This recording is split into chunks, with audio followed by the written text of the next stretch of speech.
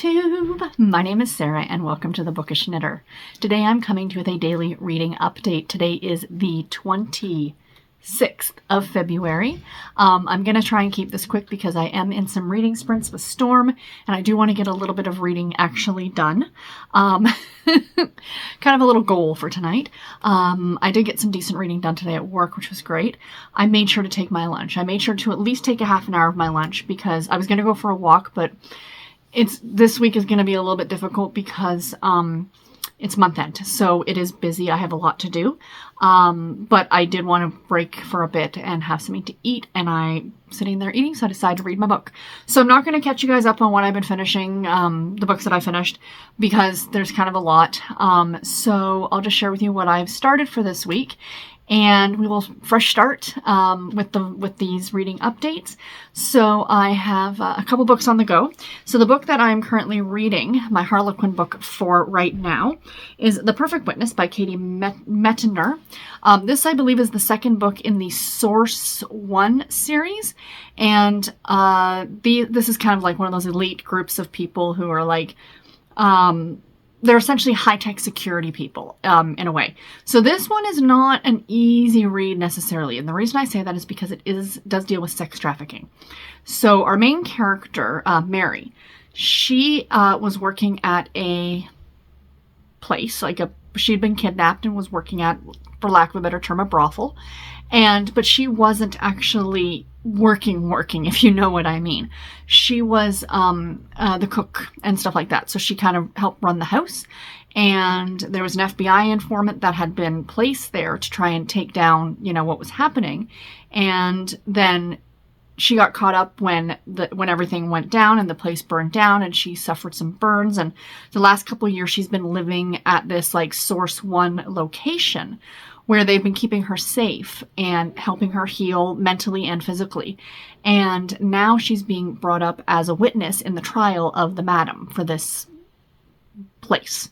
So yeah, not an easy story, but it's really good in terms of action. So I'm really liking it. And the audiobook that I started on my way into work this morning is Flip for Murder by Maddie Day. This is the first book in a country store mystery series. So I'm about 20% of the way through this one. I'm about 38% of the way through the other book. I didn't know if I mentioned that. And I'm enjoying this one. I think I've read this one before. Can't absolutely remember. I might have started it, but I don't know if I finished it. But I have read other books in this series, so I'm familiar with it. My biggest gripe with this series is the fact that, I'm listening to it on audio, but I feel like the narrator is super older sounding. I think our main character, Robbie, is supposed to only be in her late 20s, early 30s, but the narrator makes her sound like, and I mean, there's nothing wrong with this, but it makes her sound like she's in her 60s. So as I'm reading the book, it's kind of like, well, I'm not, when I picture her a lot older. Does that make sense? And even the way the character is written, she's written older.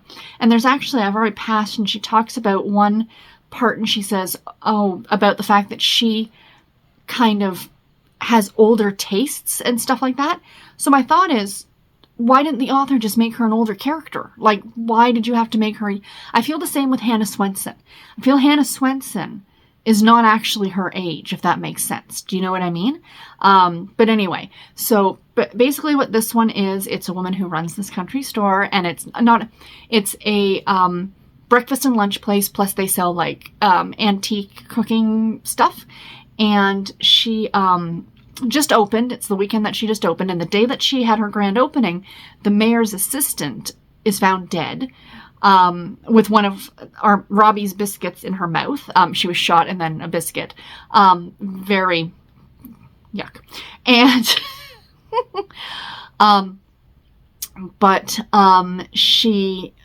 so of course, Robbie had been having a very difficult time dealing with this woman.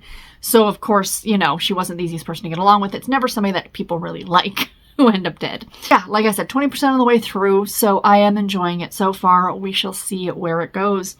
So yeah, so that's it, you guys. It's just been busy with month end for work, and I complain about this every month, so it's a thing. But I will end this video by getting you guys some shots of the Presley, because you haven't seen the Presley in a little while. And the most awesome toy that we bought him, because he likes it, but it tickles me, so I will show you. Hold on one sec. So here's the Presley, my friends. Happy, happy Presley. And here's this all awesome toy. So this is like filled with, thanks for yawning in my face. So this is filled with catnip, as you can see. He does like it. But, okay, do you see what it's called? Furritos. If anyone is familiar with, oh my gosh. Oh, what are they called now? Fritos. So yeah, so that's what it's, and then it's got the fish on it. Like, it says fish and chips, the original. Is that not Fritos Kitties? They had all different ones. They had like Dorito ones and Cape Cod chips and all kinds of fun things. So Presley likes the catnip in it, as you can tell. He likes his Fritos. But I just thought that they were hilarious.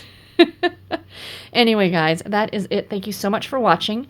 Take care, and I will talk to you all tomorrow. Bye, everybody.